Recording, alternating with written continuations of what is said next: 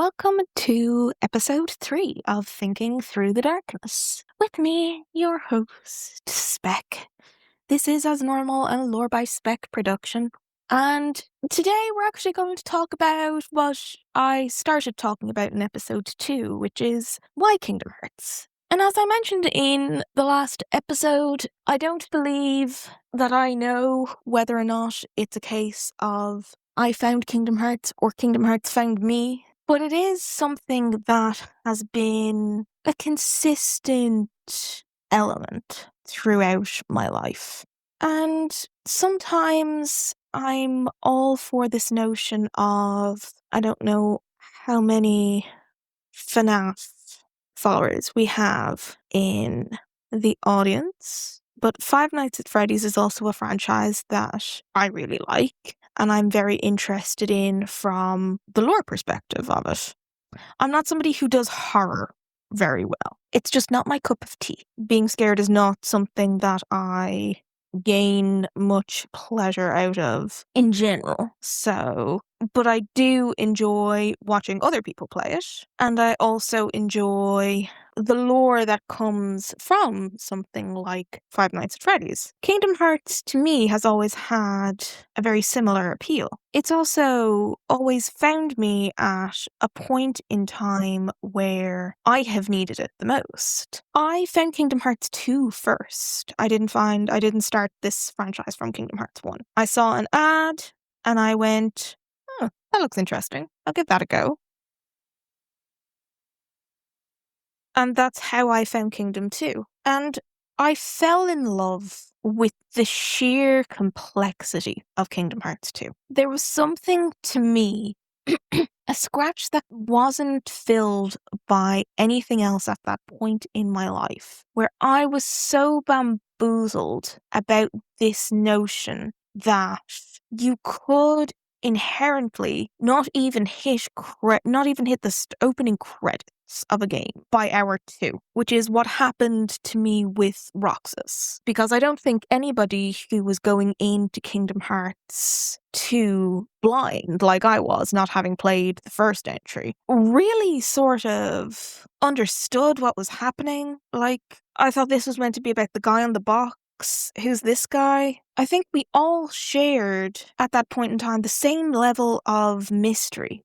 The same level of, what the heck is happening here? And for me, that intrigue just continued to persist in a way that still maintains to this day that level of mystery. I deeply resonated with Riku's journey. This notion of being so overwhelmed by something you chose because it was the right thing to do, but not necessarily the easiest one, was something that deeply resonated with what was happening to me in my personal life at the time as a teenager. And it felt real to me in a way that adults are often chastised by being like, oh, well, this isn't a real problem. You'll find out what a real problem is when you grow up, and some nonsense like that, which is never true, right?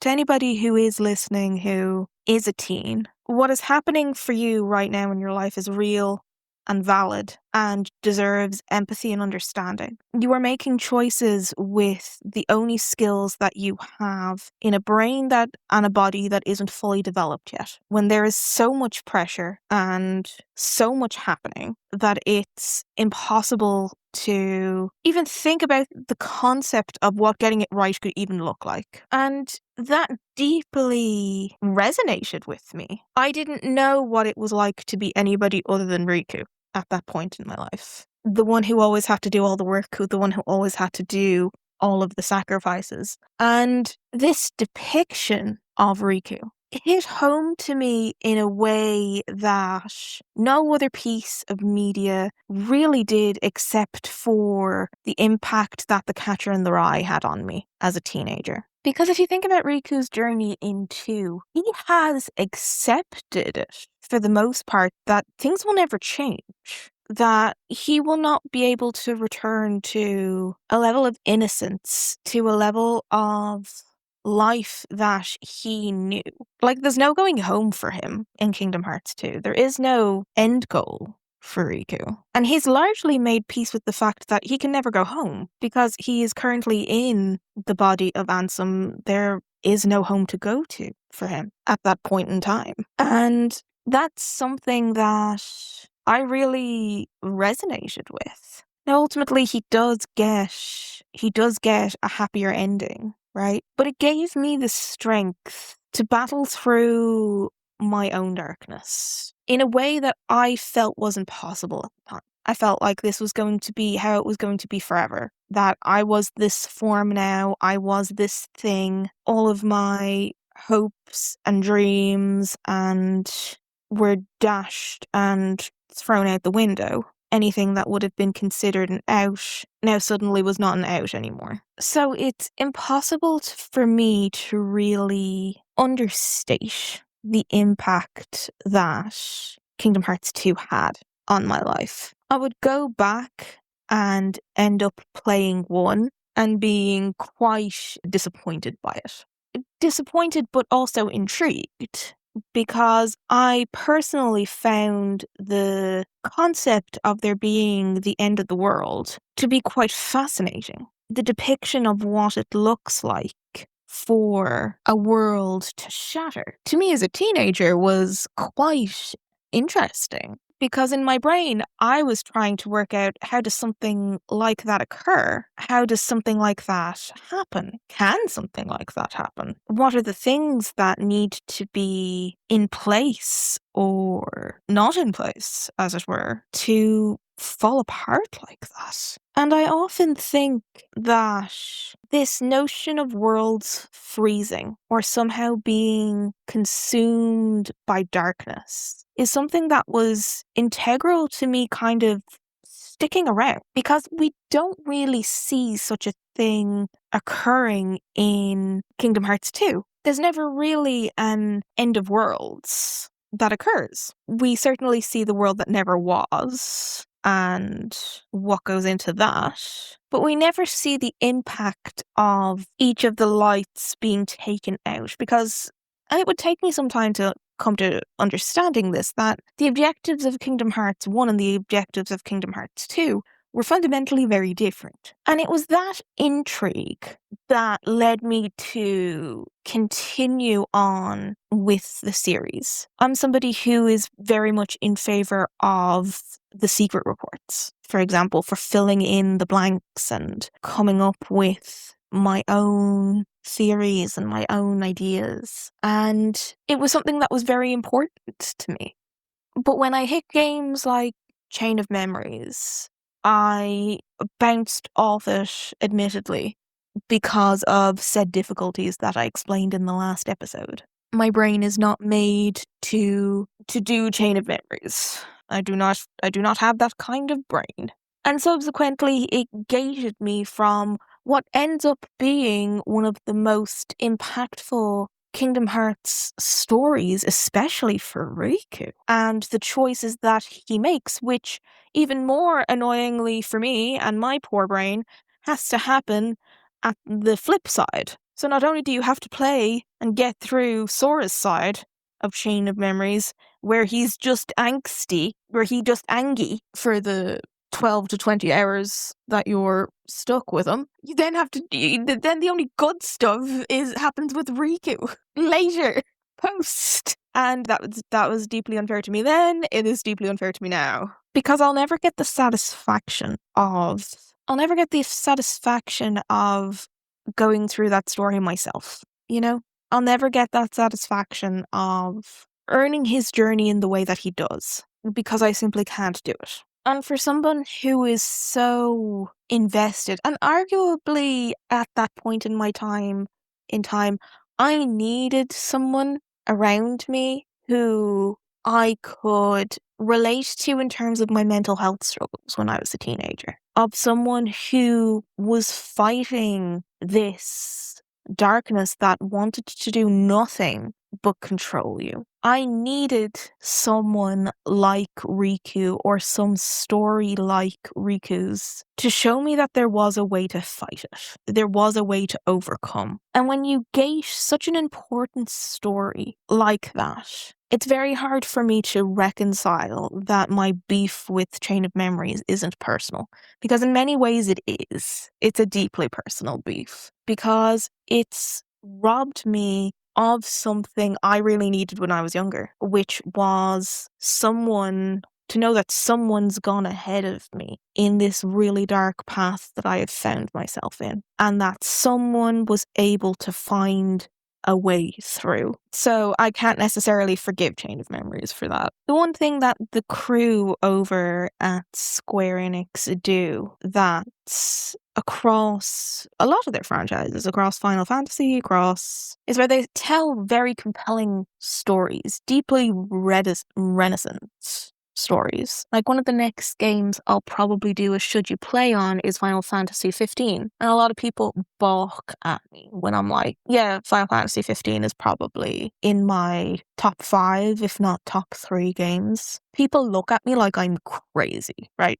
People look at me like I have lost my mind when I tell them that. But 15 had the effect on me that Kingdom Hearts 2 did, where I was at a time in my life where I needed brotherhood, where I needed companionship, where I had just lost my dad in and around the same time. And Noctis's story for me was so important because he does not make the choice to grow up and be a good person. Like, he does not make that choice easily. He does not make that choice readily. He does not make that choice because he wants to. The scene with him and Bahamut lives rent-free in my head in that crystal, where Bahamut is like, many have sacrificed themselves for the king, so the king must sacrifice themselves for the many. And the conclusion that Noctis must come to is he must grow.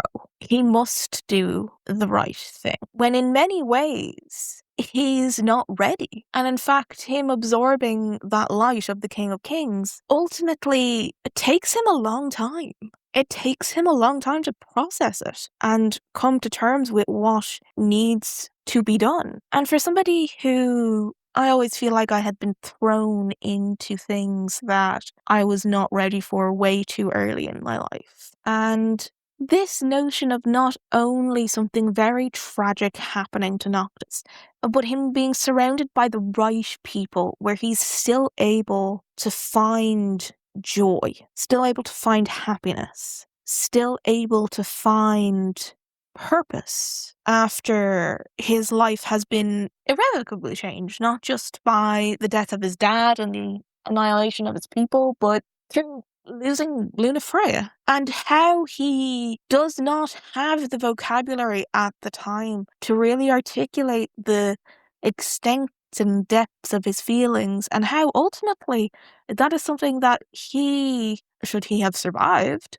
would have had to have lived with for the rest of his life. And at no point does Noctis ever really go on an arc. Arguably, the boys have more of an arc than Noctis does, and I think that that's important because Noctis is not ready for the realities of the world. He's not in any way in a position to be king, and he has had to deal with the fact that he will never speak to his dad again. He'll never speak to Luna Freya again, all because he was just a teen who didn't get it, a spoilt prince who didn't get it. And ultimately, by the end, arguably still doesn't get it, but is able to mature to a point where he will do the thing regardless, with great regret, with great sorrow, because ultimately he's put in a position that he wouldn't choose to be in. He is put in a position that he would not offload, he would easily offload to someone else.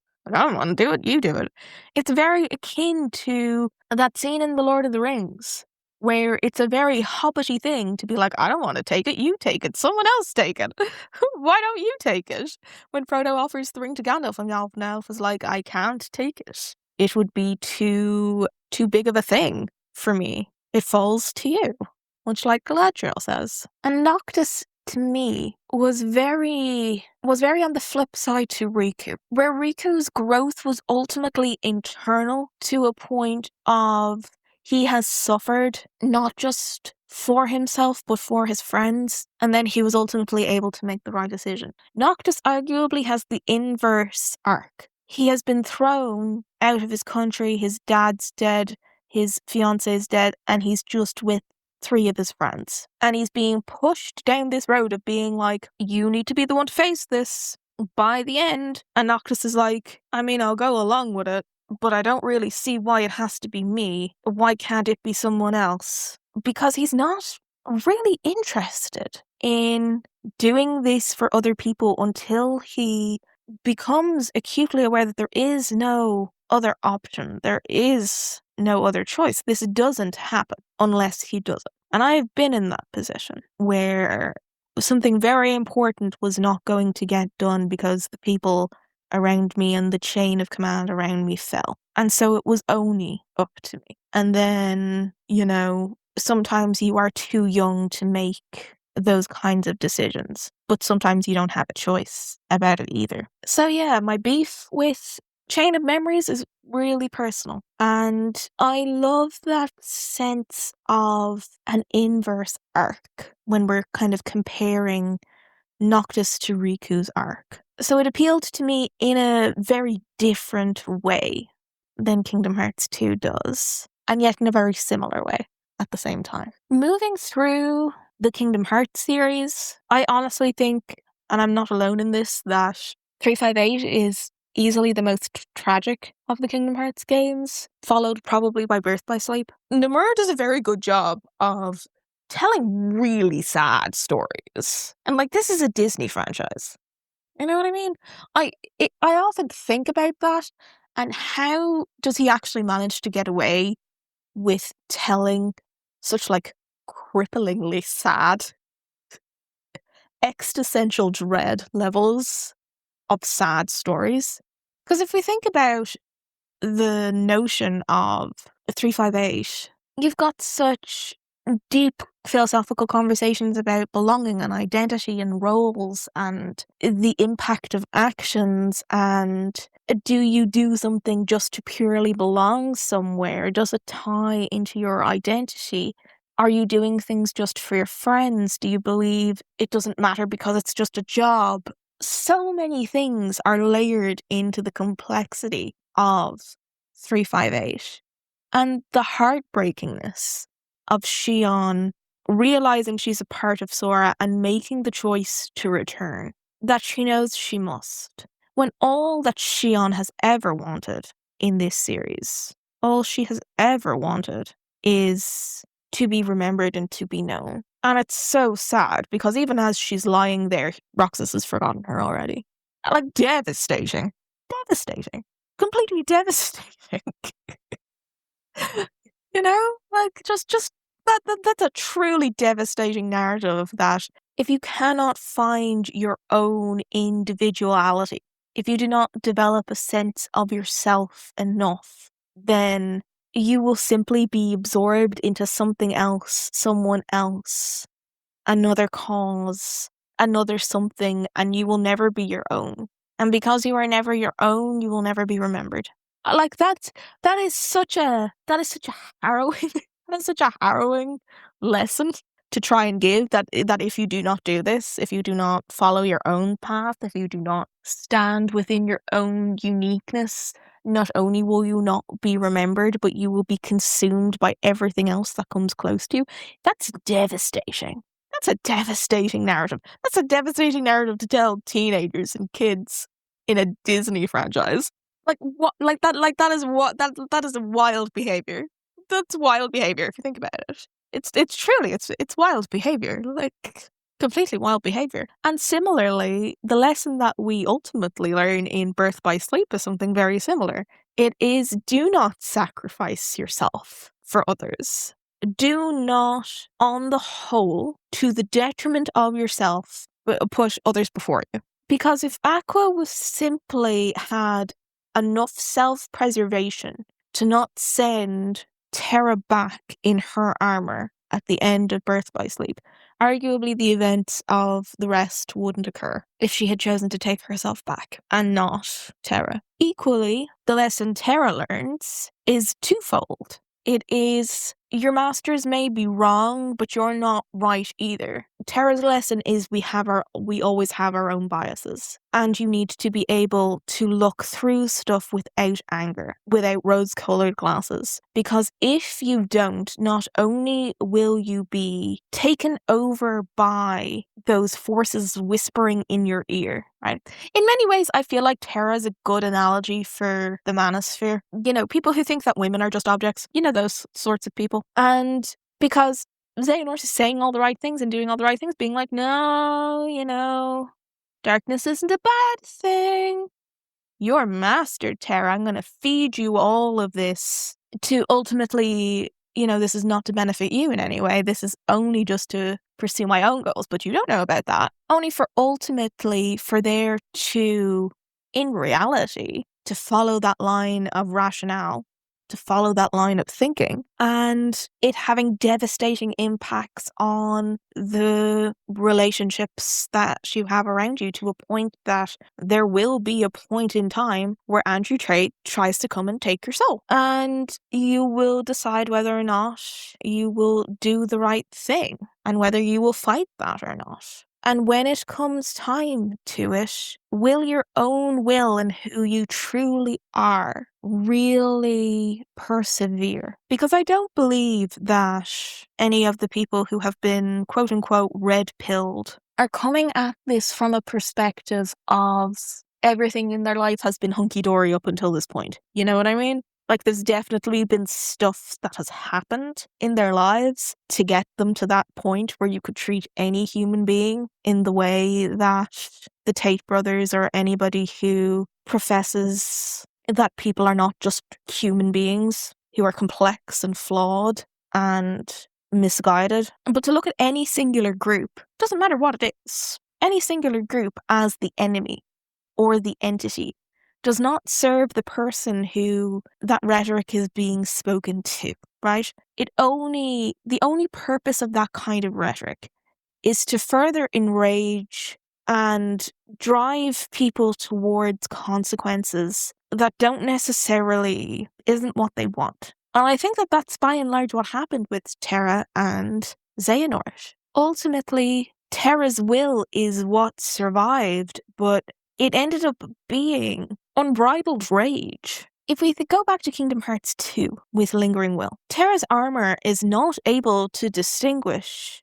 what is between friend or foe. It attacks Sora. Arguably, I think it probably would have attacked anybody. And we need to consider this notion that Lingering Will attacked Sora at all to begin with, considering so much of Ven's heart has been within Sora. And Ven is still asleep at this point. So, by and large, you would probably be safe to assume that there should have been some resonance there. But Terra is so blinded by this notion of rage and despair as to what's happened to him that he'll take on anybody, he'll fight anybody. But ultimately, that won't bring his friends back. That won't stop the events of Birth by Sleep that has just happened. And it's only when we see Terra break out of the Guardian that protects Ansem, Seeker of Darkness, where we see that Terra is still in there after all of this year. I believe that ultimately the same people will break through the same darkness, that they'll realize eventually that their pain is misdirected. That yes, some people are awful, but that's across the board. That's sadly universal. That doesn't have a specific ethnicity or gender or background. Some people are just awful. I've known very generous poor people, and I've known very crappy rich people. And conversely, the opposite is true. I know very nice wealthy people, and I know very crappy poor people. It's your character, ultimately, that will, by and large, decide your fate, who you choose to turn up to be, and how you'll be able to move through it. It's why I think that Ven's arc, the lesson that Ven has to learn, is you can't spend your entire life chasing. At some point, you have to make a choice. you have to make a stand. And we have not yet seen Ven really step into any sort of agency. But we've also seen what that lack of agency has cost him, right? The only time that we have seen Ven really have any sort of agency is when before the battle in Birth by Sleep, that he turns around to Aqua and Terra and is just like, if it comes to it, just kill me, right? Don't let them have the X key, just kill me. But that's the only real kind of instance of agency that we've ever seen Ven have. And he doesn't get it. Like, Aqua and Terra don't follow through with his request. And while I understand why they didn't, because that's a very hard thing to do, Ven did have a point. Ven had a point. They arguably should not have been in a position where the X-Blade should have been formed, or could allow to be formed. What that ultimately means long-term, I don't know. But Ven had a point. And if you cannot act on your own agency, then what exactly can you really hope to impact in bigger events in life? And I need to reiterate this because I feel like it's important. These are hard lessons to be throwing at kids. These are deep lessons to be throwing at kids. It's a testament to the writing team that you can have these stories that are so elegant in their narrative. Dream drop distance. I'm not really sure that there is. I don't think there's any grand lesson in dream drop distance, except that Mickey and Yensid are arguably obtuse and ill-equipped to actually be in the positions that they're in. But there's no real grand, there's no grand conclusion to dream drop distance in terms of lessons learned. I don't look at dream drop distance in a vacuum and I'm like, yes, there is some grand lesson to be learned here. I think Riku becomes master and does what he always does. I don't necessarily think that there is some grand prize to be learned there. Coded, similarly, the only thing that I think is a more modern lesson that you can think about through the advancement of AI and ethical ramifications of does data feel? Which certainly at the time of Coded's creation was certainly more of sci-fi fictional ethics problem rather than what we have now, which is certainly more of an everyday ethical problem. Because I'm sure people have seen this notion of AI boyfriends, AI girlfriends, people who have used ChatGPT and has fallen in love with their respective models and then had a crisis when those models eventually either get changed or redacted. And we certainly haven't, in a lot of ways, moved through this notion of what ethical principles are in terms of how we interact with data. Primarily, data at the minute and AI at the minute are all just mathematical models. There's nothing that can be considered leaning towards sentience that the public has widely accessible access to. But we will have to come up and have to think about what it means if we start developing a form of sentience. If we start developing a form of life that isn't our biological bodies, and what that means. Because the landscape of data and ethics and AI is going to change rapidly, and it's going to affect a lot of what we know and how we move through life moving forward in the future. Gary Vee once said, you need to keep in mind that your grandchild is likely going to marry a robot or an AI, and a lot of people balked at that, and I'm with Gary on that. That is a likelihood. And I think Recoded is a very good introduction into what it is like to think about AI and data and the things that are incorporated in that as what would it be like if data or numbers felt pain, felt love, felt emotions, and ultimately putting that in a very contained thought experiment, because that's what Mickey is ultimately doing by digitizing those journals. It is very much an exercise, because before they got yeeted into that parallel dimension with Maleficent, it was very much a thought experiment. You could just turn it off. You know what I mean?